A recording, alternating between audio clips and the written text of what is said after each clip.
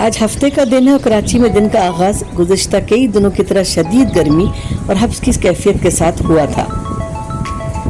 इस वक्त दोपहर के 1:10 हो रहे और मुख्तलिफ मसाजिद से अजान ज़ोहर की सदाएं भी हम तक पहुँच रही हैं।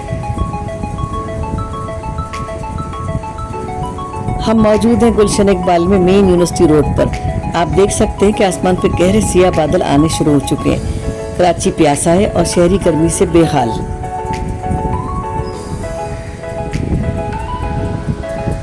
आज फिर आसमान पर बादल तो आ गए, लेकिन ये बाराने रहमत में तब्दील होते हैं या नहीं, ये बात कुछ ही देर में वाज़ेह हो जाएगी।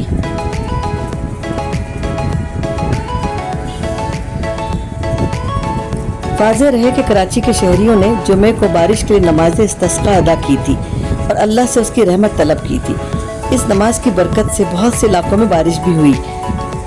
आज भी कराची के शहरी बारिश के लिए दुआ कर रहे हैं।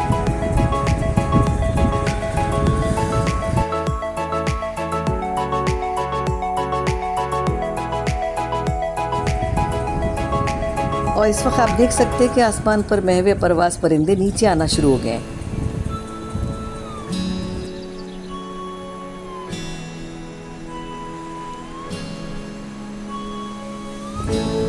और ये लीजिए जनाब, अल्लाह ने कराची वालों पे बाराने रहमत का सिलसिला फिर से शुरू कर दिया।